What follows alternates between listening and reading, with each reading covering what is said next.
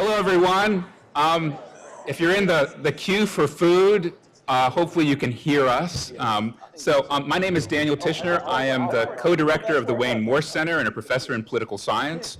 And I'm delighted to welcome you to our 2024 election roundtable for tonight.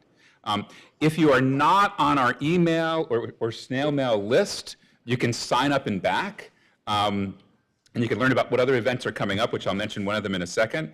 And please also consider giving to the Wayne Morse Center. For those of you who've been to other events know that I have a shtick on this. I'll be really brief about it tonight, which is we don't have dedicated funds either from the university or the state, which means like Oregon Public Broadcasting, we rely on donations, whether it's $5, $500, $5,000. So you can either look at this QR code, or we have old-fashioned envelopes to which you can give. So that's my plea if you want to support events like this, to please consider giving to us. Next Thursday at 6 p.m., we'll be hosting labor leader Sarah Nelson, who's the international president of the Association of Flight Attendants. She will be delivering our Margaret Hollick lecture this year, and her talk is titled, "Start at the Workplace, the Politics Will Follow." And I think, it strikes me as an especially prescient approach as folks think about, what does one do after the election and so forth as strategies. So again, Sarah Nelson in this room at 6 p.m., so please join us. For tonight's event, we're going to be taking questions via cards. And so at the end of most rows are cards and pencils. And so if you're inspired with a question, we have event ambassadors who also, like me, have a Morse sticker. And so if you have a question, just wave it and they'll come gather them up, and when we get to the end, they will raise questions. We also have, for those who are in live stream, thank you for being here and welcome. On the entry page for the live stream, you'll see the phone number in which you can also text in your questions, which our Associate Director, Abby Stilley, will be fielding. So with that, I want to call up my co-director, Rebecca Dinwoody, who has a few messages for us. You don't have to clap. I'll be brief because we have such a great panel today, but I do just want to acknowledge the moment. We had a very significant election 2 days ago, and people are bringing into this room and online a lot of different emotions about it. Because we are a center that welcomes dialogue and civil discourse, we want folks to know that you are welcome, whoever you voted for.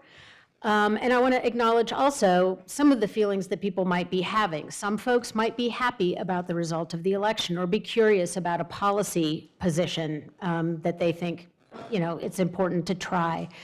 Some might feel like neither political party represents or cares about their issues. So you might not be feeling a lot of things. And then there are others who are feeling grief, despair, fear for their own safety and the safety of folks they love and communities they don't even know. And I will say, before I came up on stage, I heard about an incident, I don't know much about it, but here at the University of Oregon, where Trump supporters were targeted. And so I just want to say we're feeling a lot of feelings. I want to think of this as a relatively safe container where we can exchange ideas. I asked to have our time here extended. So afterwards, if you want to come, circle up over here and just talk about what you're feeling or ask more questions or just see other people face to face who might have different ideas, please join me over there. Thank you.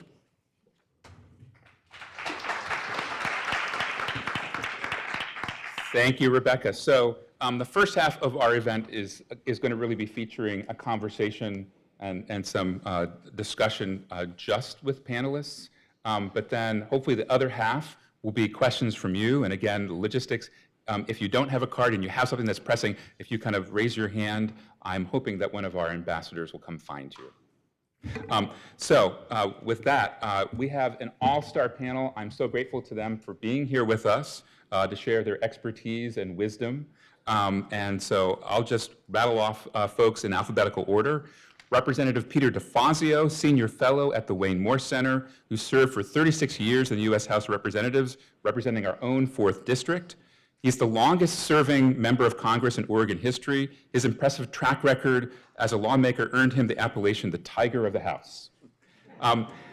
Alison Gash, professor and department head of political science, does work focusing on the intersection of law and social policy with a specific interest in race, gender, sexuality, and disability. And before I get to the next person, I'll say these are all really short bios. Hopefully, if you go online, you can see how long the record is for each of these folks. Just really impressive, but if I go through it all, it will take about another 20 minutes.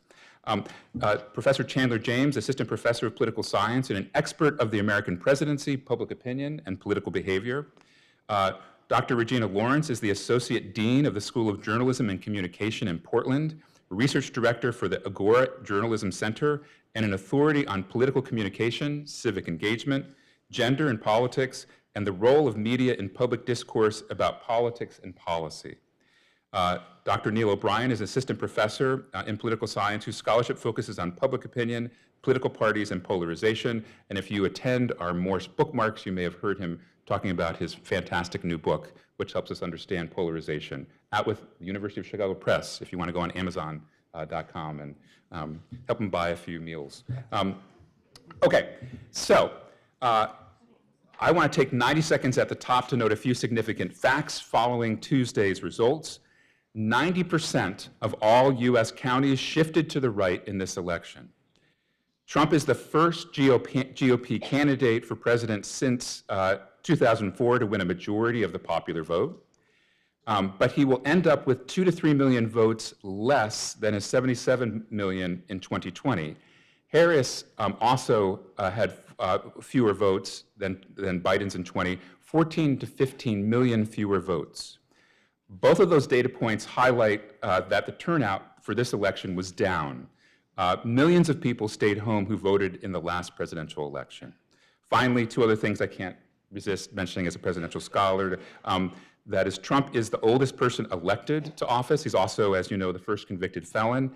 He is the second non-consecutive person elected. Anyone know the first? Grover Cleveland, Gilded Age.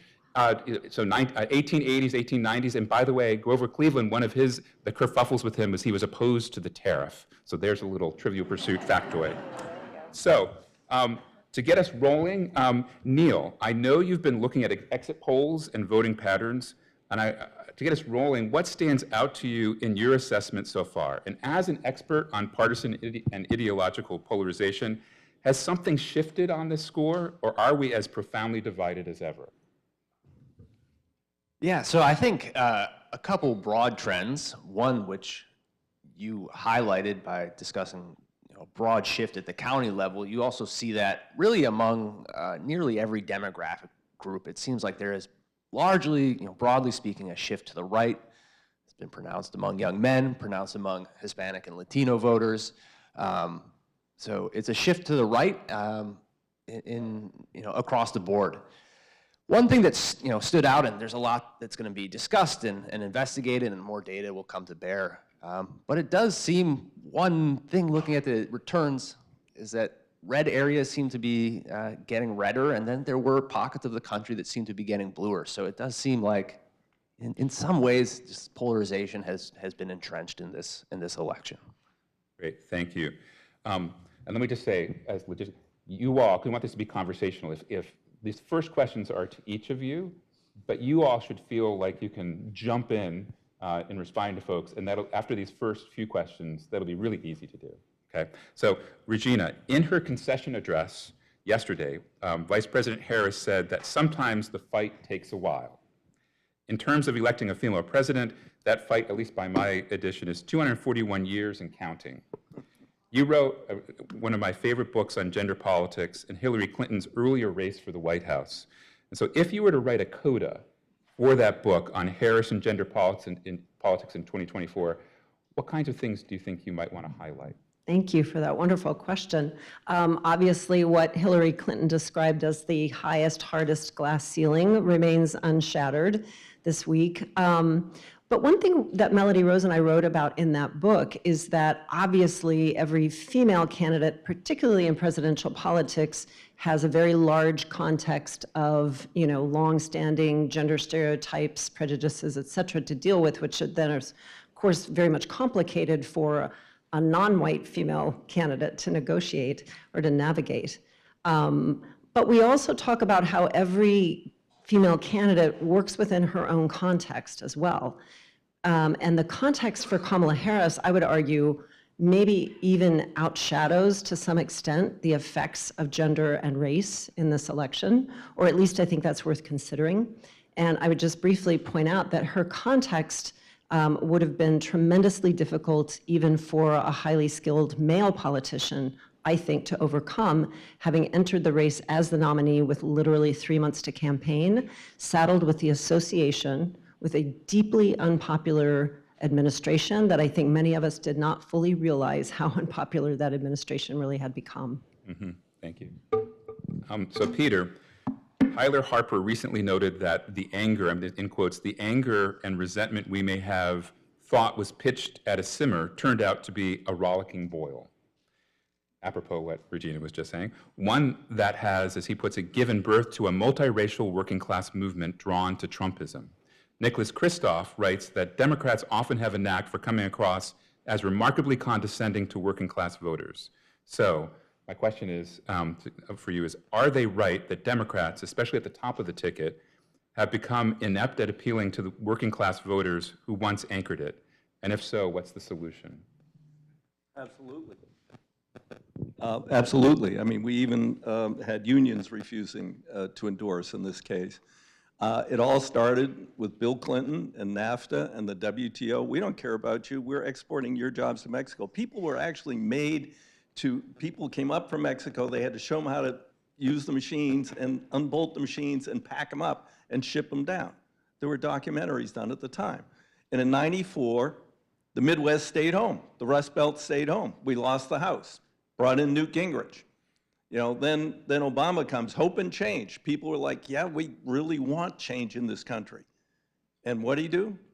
Trans-Pacific Partnership. We're going to have NAFTA worldwide on steroids. And he didn't prosecute one Wall Street crook. 3 million people lost their homes. So they don't feel like Democrats give a damn about the working class in this country. We're losing working class people of every race and gender. And we have to go back, and this, I will hope that Sarah, who's a good friend of mine, and you should hear her, she may lift you up a little bit and inspire you, that we have to recapture. We are, the Democrats have been the party of the working class in America. We can't win elections on college-educated elites and others. We have to get back to basics that relate to people's daily lives. And, Kamala did a greater job as she could have done with the time she had. We should have had a real election. Biden should have met out a year ago. She could have sharpened her answers during the primary or not survived the primary because she couldn't say what she would do different. And he is so unpopular, and immigration and inflation, economy are at the top of that. She didn't have a chance. Okay. Thank you. So Alison, shifting from economic class to the culture wars, I think you know this well, Trump's team spent most of its ad money, 42%, in the last month on transgender attack ads. There was, at the same time, I want to have a positive note, Sarah McBride of Delaware is the first transgender person elected to Congress. Yep. Can you talk about queer and trans rights and their role in this campaign? And do you have recommendations on the long game on LGBTQIA membership and belonging? Well, so one really interesting factoid, if the exit polls are to be believed, is that there actually was a shift leftward for LGBTQ voters by quite a bit. So I think it's something like 88% of LGBTQ voters ended up voting for Harris. And so that's an interesting number. It's not surprising, given the fact that a large percentage of Republican public officials have rallied around a couple of very specific agenda items, right? Book bans around LGBTQ-centered books and authors, and then a deeply visceral anti-trans agenda around blocking healthcare options, and then also really targeting trans female athletes. And certainly the narratives, right? The sort of fear-mongering that was put forth in a lot of the ads that emerged in the last few weeks of the election around children going into schools and getting gender surgery and coming back from school suddenly a different gender, right? These are ads that really stoked fears in a lot of counties, and it certainly was built on roughly 2-year campaign that was launched by several conservative organizations, right, to really hone in on gay and lesbian, but especially trans individuals in that community. And we've seen those state-by-state efforts be hugely successful, and so it's not surprising that it ended up activating a huge turnout for Trump. In terms of onward, I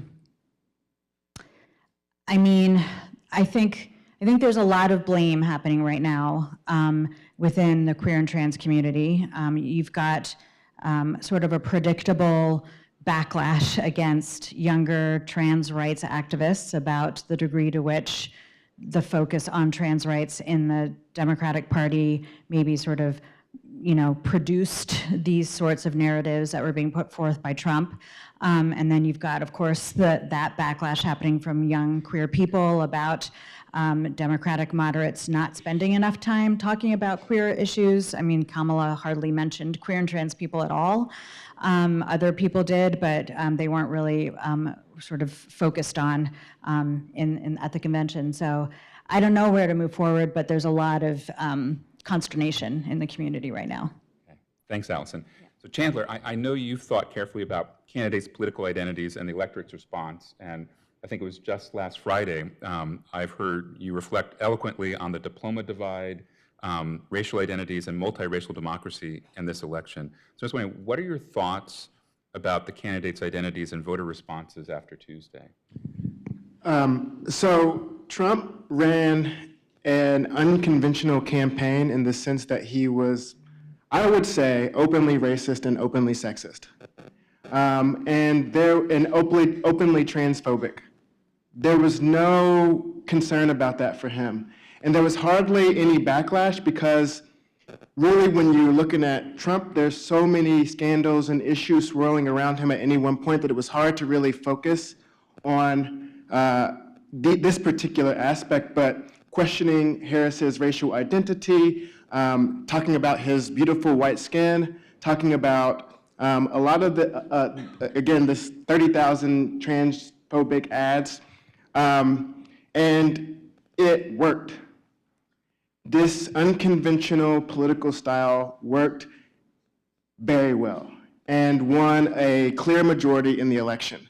And so what that says to me is that many of the norms that we thought constrained presidential decorum are no longer relevant.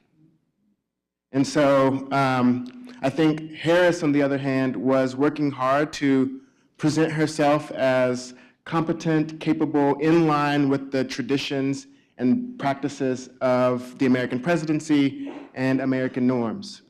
And I remember I was at the Democratic National Convention.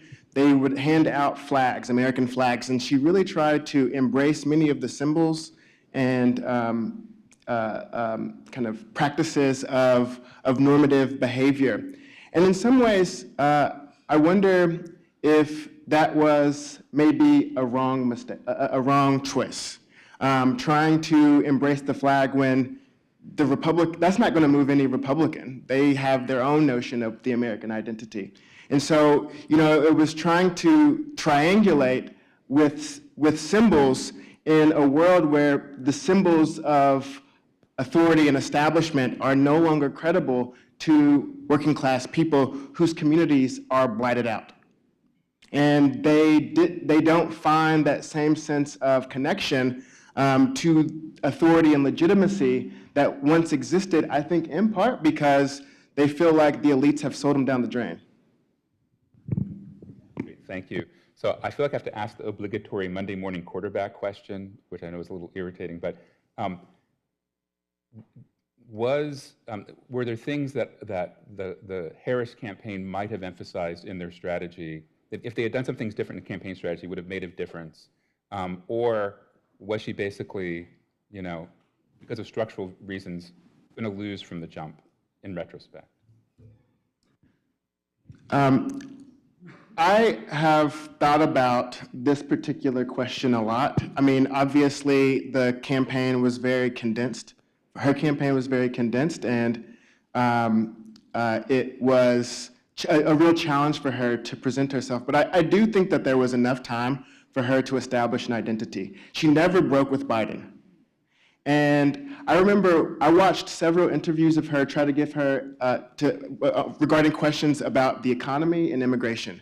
And there was, I remember one question in particular in which she was asked about a change in Biden policy which made border crossing illegal again.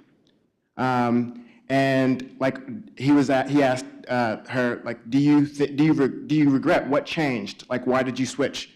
And she alluded to this bipartisan immigration bill led by a conservative member of the Senate from Oklahoma 4 times. And she said, you know what I'm going to say? I'm going to say that Trump torpedoed this bill. However, that doesn't explain anything about what you would do or about who you are.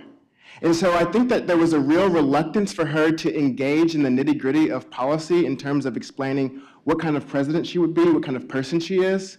And I think that this is a part of a maybe wrong strategy about what works in political campaigns. So many people think that this is a science, right? And that you can micro-target, and if you knock on enough doors and you raise enough money and you do meet all these quantitative benchmarks, then somehow you're going to have an effective campaign. But if you're selling something that people don't want, then it doesn't matter how much money you spend. And we saw this with Michael Bloomberg. And so I think that there was a missed opportunity in terms of establishing herself and explaining herself unfiltered.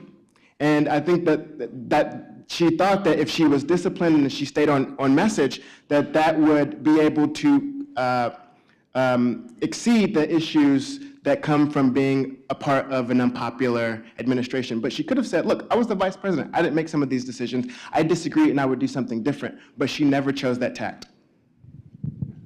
Yeah, I mean, I think one of the, a lot of the stuff that we're seeing online right now is just, this was, this was really about the economy, and this was about, previously Democratic voters or independent voters shifting rightward, but 14 million voters stayed home, right? 20 million voters stayed home, but for sure 14 million Democrats stayed home, or Democratic voters, right? So what was it that kept those voters at home on such a consequential election?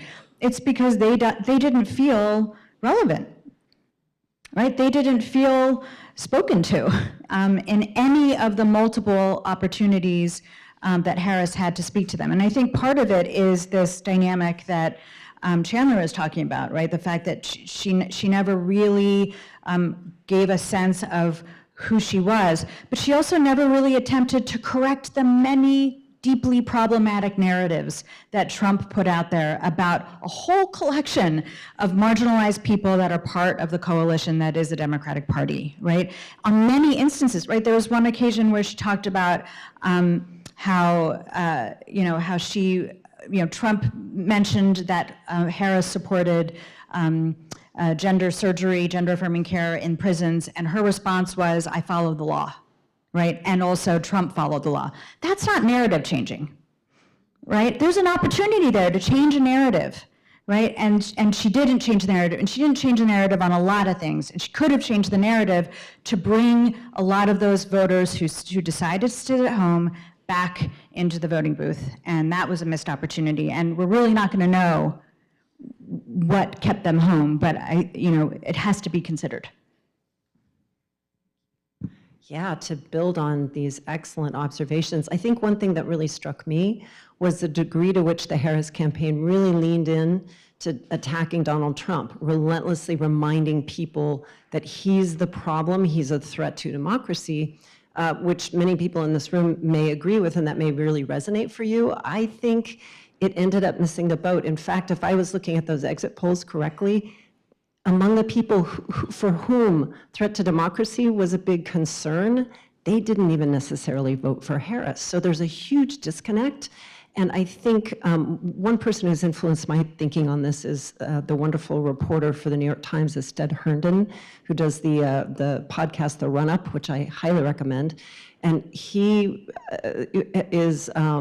he's pointing out that you can't run on threats to democracy for a population that doesn't believe in those democratic institutions, doesn't believe that those democratic institutions are working well anyway.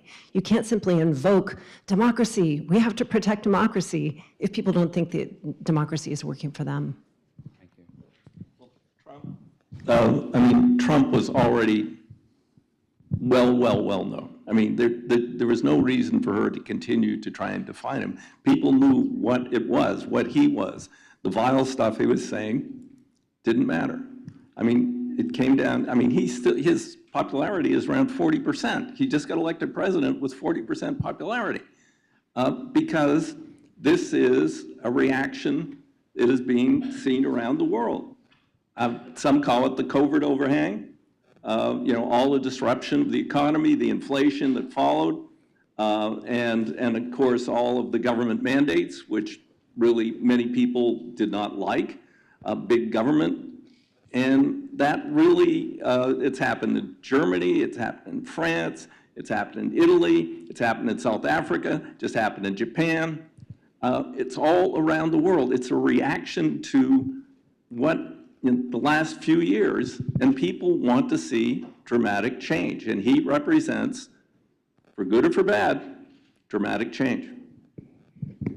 I think one thing to add to this is, building on my colleague's point, is that this was structurally a difficult election for Harris for a variety of reasons. She, for example, didn't have the benefit of being the challenger, nor the benefit of being the incumbent. She's in this kind of in-between ground. But just stepping back a little bit, one thing that's been floating around that I think is interesting is, although there was some organization in the last few months, there was a lot of Republican Party building and voter registration in Florida with Susie Wild, who is now poised to be potentially the chief of staff, I think. Voter registration drives in North Carolina and Pennsylvania. So this was a long buildup that the Democrats just couldn't catch up with at the end. And so I think going forward, it's thinking of it not as a campaign being just what happened in the 3 months before the election, but kind of the slow work that takes time. And it seemed like Trump and the Republicans did that over the last few years. Thanks. I want to ask you all about abortion and reproductive rights on the ballot this time. So it's striking. There were 10, right, at the state level. 7, I think, were favorable to abortion rights. 1 was kind of mixed. The other 2 weren't. But one of the things, so I wonder if you all can talk about that. But also, the thing I really want to accentuate, what's fascinating is a number of those states, you had a majority of voters who voted for abortion rights and voted for Trump. So almost like a la carte, we'll pick different things. So I wonder what you make of that. Because that's not what the Harris campaign would have predicted. Right, exactly. I've almost wondered, I don't have anything to back this up, but I've just wondered if those ballot initiatives provided a way for people to vote for the other issues that they cared about that were driving them to vote for Trump, and also, kind of have what is it? Have your cake and eat it too, right? Have it both ways to be able to also say, and I want abortion rights protected. Oh yeah, of course. No, go ahead. Just one thing on building on that point, campaigns are multidimensional, and so, and there's been research done on this of what happens when you have a position that's out of line with your party or your candidate. If it's salient enough to you, you might switch the candidate, you might switch the party. If it's, salient but not a top issue, you might stick with the candidate for one reason, even if you disagree on those other issues. And I think you have seen this you saw it in Kansas, you saw it in Florida, for example, this cycle, where there are abortion liberal Republicans that are still going out and voting for Trump in this case and other conservative candidates. He obfuscated the issue. He backed off. He knew he could afford to, that they're not going to walk away from him in the election since he was chosen by God to run. And he said, I'm not going to be for a national ban. It's up to the states. So that plays into exactly what you're saying is, I'm going to vote to protect myself in my state and my daughter or your future people. But I don't think that's going to stand. I mean, he's going to be under tremendous pressure on this. Yeah, I mean, this is where the pivot from reproductive choice to LGBTQ issues always really works in the Republican Party's favor. I mean, this is how we got marriage equality banned and then, randomly also legalized, right? Because the Republican Party pivoted, right, in the late 80s, early 90s from reproductive choice because it just wasn't working, right? From the pro-life movement over to banning marriage equality because it just wasn't catalyzing as many people as he wanted, and so Trump was able to say, don't worry, I'm not going to nationalize a ban on abortion, but what I am going to do is protect you from bad gay books and gender surgeries at school. So that's part of that story. But the other really interesting thing that I find fascinating is time and time again, right, there's always this sort of a set of shorthand assumptions about how voters vote, right? So the shorthand assumption is if we have a ballot initiative that speaks to X voter, it's going to bring X voter out to vote, and then they're just going to vote in accordance to all of those particular issues, right? So if they're going to vote, to uphold abortion rights, obviously they're going to vote blue. That's just how it's done, right? And it speaks to these norms, right? These expectations of norms that I think the Democratic Party fully believed would just be upheld, and they didn't take time to think that conservative women voters aren't necessarily going to vote as a monolith, right? They're not going to vote in the way that Democratic women voters are expected to vote, right? They're going to do the a la carte part, and part of that is also because the Democratic Party hasn't been able to figure out what makes conservative women tick. It's the big giant question mark. They just cannot figure it out, right? They've had these ads that typify conservative women as victims, as not being able to break out of their deeply problematic and abusive relationships, right? There's a Julia Roberts ad that failed miserably because it really typecasted conservative women in this really problematic way. Right, they just haven't been able to figure out how to reach those women, and they thought they were going to be able to do it this way, and it just didn't work. Chandler, you're writing a really important book on presidential norms and norm breaking, comparing Obama's 2 terms and Trump's first. So I wonder if you could project forward and tell us what you expect in the second term. More of the same as the first, or is something else to be expected? Thank you for the opportunity in plugging my book. It's not yet written, but when it is, everybody go buy it. Give me an incentive to finish up. So I have this theory of presidential norms, and it is, put simply, presidents engage with presidential norms or political norms strategically. So they don't adhere to them because they have to, right? They adhere to them because it's in their interest. And to the degree that it's in their interest, they will do it. And when they believe that there is an opportunity to violate a norm for political gain, they might do it. And it's a riskier strategy to be a norm violator than it is to be a norm adherent. But if the norms associated with a particular regime or establishment become associated with a discredited establishment, then violating the norms becomes a much more, has much more potential for benefit. And so with respect to the future of presidential norms, if the way that they're upheld is if there's some punishment for violation of the norm, Like, that's what it means for a thing to be a norm. If you violate a norm, you get socially ostracized, something happens negative, and that polices behavior. Trump was not policed for his norm violation. In fact, from my research, I found that in many respects, he's rewarded for norm violating behavior. So what does this say? Well, when I wrote my first paper on this subject, my first couple papers, like, he was president and then he got beat.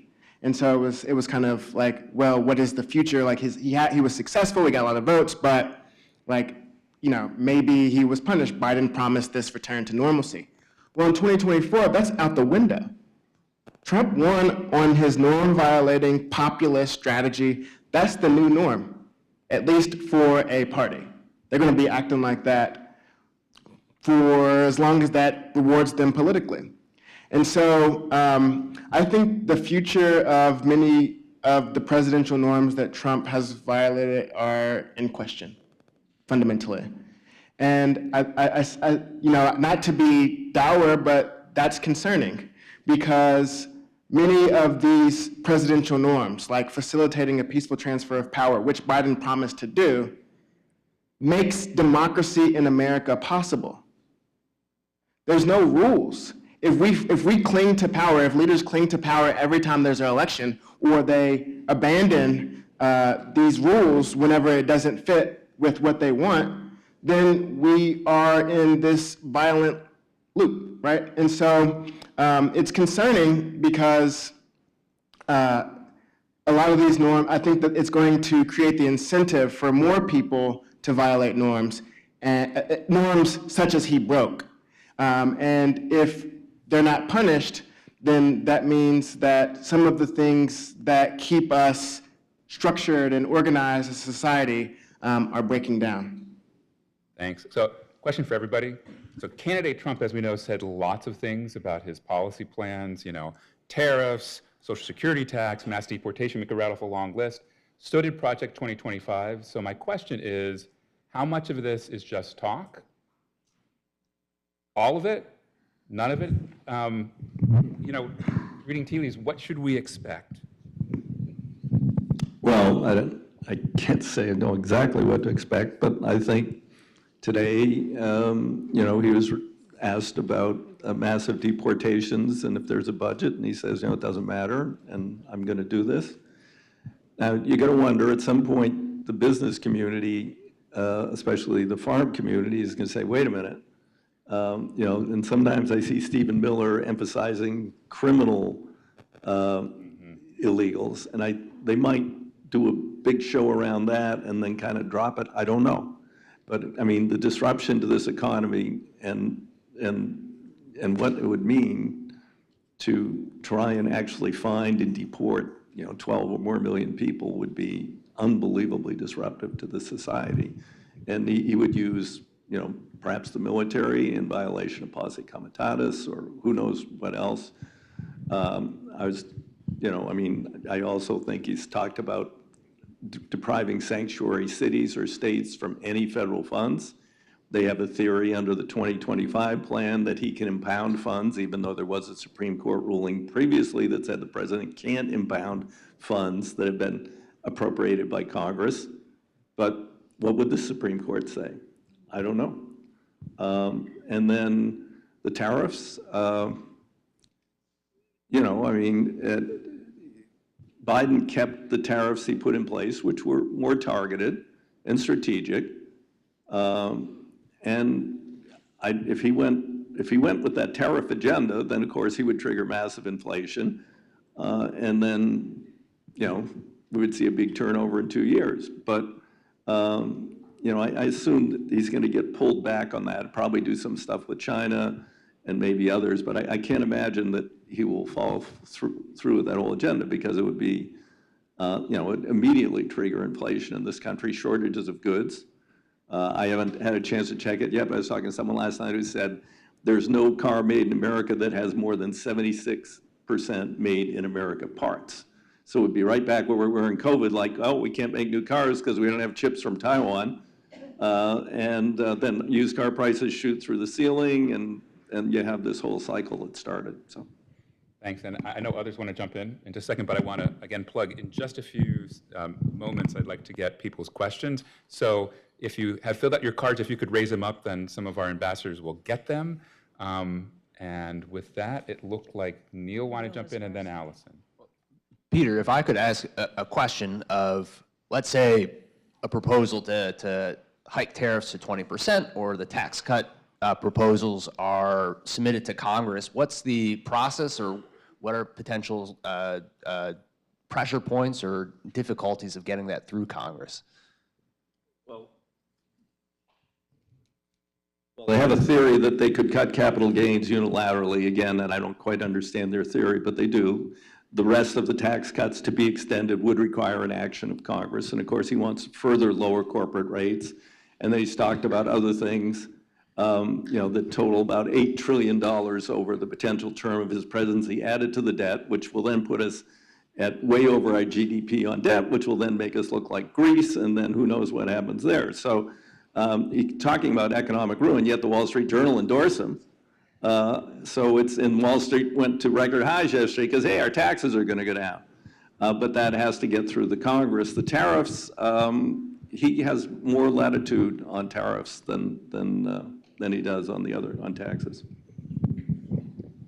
So, the question of what can he implement, or what would he likely implement, I mean, I think he's going to go after the low-hanging fruit, which are all the things that he can just do with executive orders and what are called Dear Colleagues letters, which is basically just a sort of, nice way of saying I'm going to alter an agency regulation just a scooch, and he can accomplish a good chunk of the anti-LGBTQ agenda that is written about in Project 2025 through just a letter.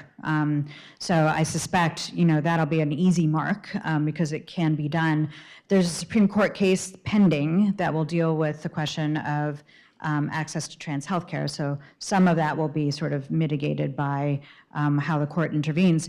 But there's quite a bit that he can accomplish of that document by just changing some of the elements of the executive branch, which is why Project 2025 focused so heavily on on the executive agencies, right? On who's in those agencies, on who's hiring, on which agencies will stick around. But that's what I think he'll focus on first. Great. I have a question that is for Regina, but it could be for everybody on the panel, which is your thoughts on the strengths, shortcomings, and challenges for journalists covering the 2024 campaign. How much time do we have? I'll try to be short. I've thought about this a lot, and thank you for the question. And I bet everybody here probably has thoughts about this. Obviously, covering Trump has been a challenge from the moment he entered the political scene, and I don't think journalists have still quite figured it out because it's very, very difficult. I think what I feel like I saw in this election was they felt really obliged to report every crazy statement, every problematic behavior on the campaign trail, to continually say, look at this guy, do you see what's happening? But I think that, unfortunately, there were some downsides to that for voters overall. And I think one thing that may have happened is that, kind of amplifying what Chandler and others were saying, I don't think that voters learned very much about Kamala Harris. I don't think they learned very much about her campaign because, once again, Trump's really great at being the center of attention and, sucking up all the oxygen in the room. So I think there was a real downside as far as that goes. Yeah. There was a pretty hilarious debate on academic Twitter about Nate Silver, who is this pollster. And he has these models for predicting the likelihood that one candidate or the other will win the election. And there's tremendous debate about polls and probabilities of winning and the horse race element of political campaigns. And it consumes so much of the attention. How's Kamala doing? How's Trump doing? Who's up? Who's down? The consequence of this, as Regina was saying, is that factual reporting is decreased, right? And so, you're talking about scandals, you're talking about who's up, who's down. You're not getting into the nitty-gritty. People aren't learning valuable information. They're consumed by the competition of the race and less consumed with making an informed decision.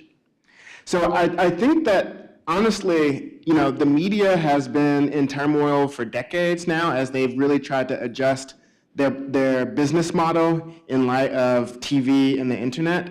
But even the credible places are sensational, right? And it's in part they're trying to attract eyeballs, but I think that it gives people an unclear sense of what's happening in the world.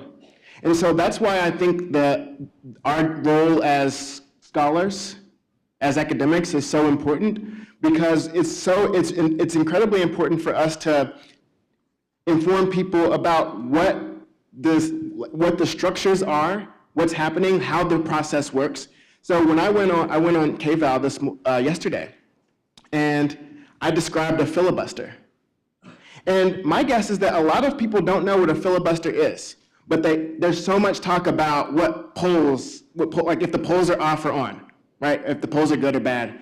But there's little discussion about basic elements of how our government operates from our media apparatus. And maybe there's this presumption that people know and they have this kind of well-read generalist readership, but I don't think that's the case. I think people are pretty woefully uninformed. I do surveys where I do political knowledge batteries. Basically the average score is 60% on questions like who controls the Senate? Who's the current Chief Justice? And it's multiple choice. It's not hard stuff. So, we have a population that, and I'm not trying to be a liberal, academic, highfalutin person dismissive of people, but we have a population that is really not well informed about how our government operates and the implications of one choice over another. And I don't think the media does a good job of drawing that out for people, and it has disastrous consequences. Great, and now we're going to take... Can I just, please go ahead. one quick. But also, remember, for decades, public education has been under attack. And that is part of the design, is to dumb down the populace in this country. And, people are not getting civics and government and all those things taught to them in school. How many times people will say, how are things in Salem? And I'd be like, yeah, well, I don't know. I haven't been there for a while. I'm working in Washington, D.C. But it's not their fault. They didn't, public education has been attacked, defunded, being overrun by court decisions with charter schools and religious schools and everything else. I think that's a big part of the problem. Can I make one more point? Sure. Because I want to make one more point because I think this is really important. Elon Musk bought Twitter for $44 billion and turned that into a propaganda machine for Donald Trump. Turned a huge multi-billion-dollar social media company with millions and millions of people who are active on that site every day. Every time I opened up Twitter, it was Donald Trump and Elon Musk propaganda. And, I'm not necessarily off-put by that. It's not the worst thing ever to see, but that's what's happening, right? And these media in our system, the way that you get your name out there is by the media, but they're controlled by billionaires. Jeff Bezos refused to, scuttled the endorsement of his editorial board. So increasingly, and maybe this has always been the case or long been the case, people who have lots of money control these apparatuses and use them for their own purposes. And it's just important to note that of course, Kamala, made some mistakes, but she's going up against a situation. Our entire political system is kind of funded and controlled by billionaires' money. If you can't get some billionaire to give you money, $10 million for your super PAC, you don't have a chance. So that's something that just needs to be repeated because it really is not, when we talk about democracy, people having a vote and influence over our government, if it takes a billionaire to greenlight you to get an opportunity to run for office, then how much of a choice is that for voters? Thanks. And since you mentioned money, I was going to bring up very quickly Citizens United, which has really undone our democracy, and the fact that the IRS under Trump, stopped requiring disclosure of 501c4 contributions. So now any random billionaire can channel $1 billion through a 501c4 to a super PAC, and the only disclosure is it came for people for good government. This 501c4. And that's, and that was all a consequence of something that happened under Obama, where they were supposedly targeting the Tea Party, et cetera, et cetera. But the point is, there was $4.5 billion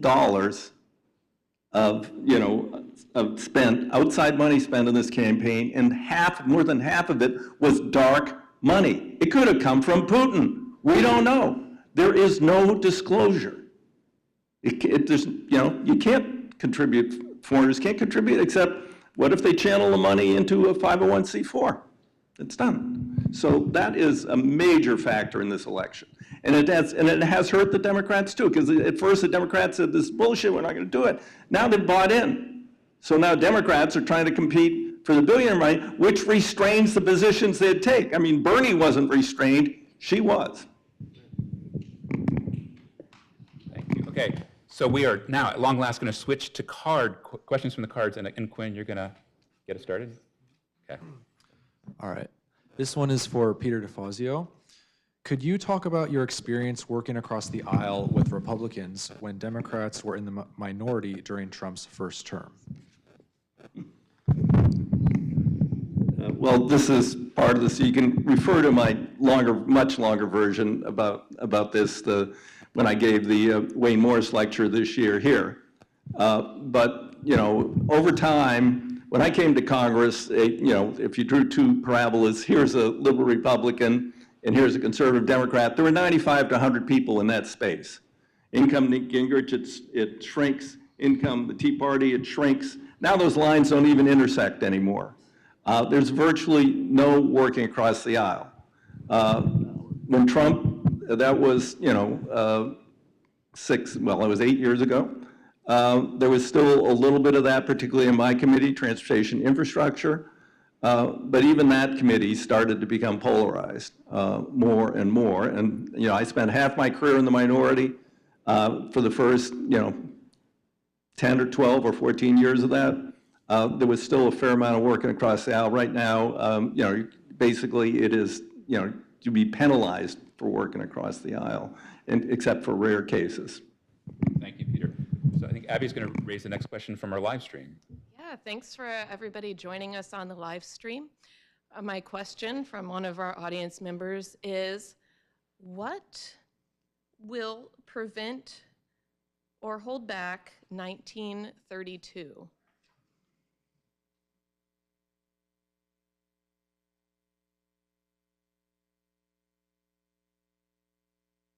Is that a guardrails question? Is this like a question about, an analogy between now and the rise of the Nazis, or is it an analogy between FDR? I don't understand. It is referring to Germany, I believe. Okay, so Yes.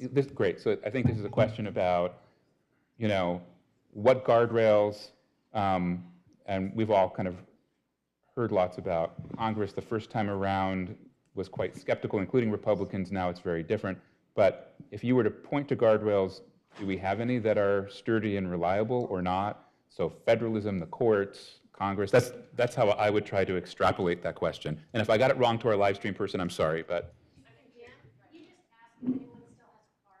Yes, did everyone hear that from Rebecca? If you still have a card, hold it up and we'll come find you. Well, the guardrails are substantially eroded. Remember, he had people in his first administration who said no when he wanted to do unconstitutional things, use the military against civilians, Posse Comitatus Act and that. Those who, I think it was Mattis, who called him a fascist to the core. They have been vetting people, and the first question you have to answer is, was the 2020 election stolen? And if you say no, then you're out. And then they're making people submit their social media accounts. They're doing extensive background checks to find people who might, have a scintilla of, integrity, who wouldn't do exactly what Trump wants. And his plans for Schedule F and wiping out the professional civil service, and then, of course, the courts. Supreme Court ruling on the presidents are immune for legal acts. Well, what's a legal act, and what are they going to say is illegal? And no, I think the guardrails are substantially, very, very much eroded. Anyone else? Yeah, I mean, I definitely think our capacity to rely on the guardrails is certainly in question. I think the courts may still operate to be somewhat of a guardrail. Right, not every court case ends up at the Supreme Court, and federal court's doing a lot of work. So there's going to be a lot of federal court decisions that don't necessarily make it all the way up to the Supreme Court that will still have some heft. And states, right? State and local governments will be guardrails. Now, will they be guardrails to prevent some of the sort of bigger, heftier policy items that Trump wants to implement, things that are specifically in the wheelhouse of the federal government? Probably not. But a lot of the work of government, a lot of the work that we experience from government happens at the state and local level, and that will continue to be the case. Great, thanks. And Regina?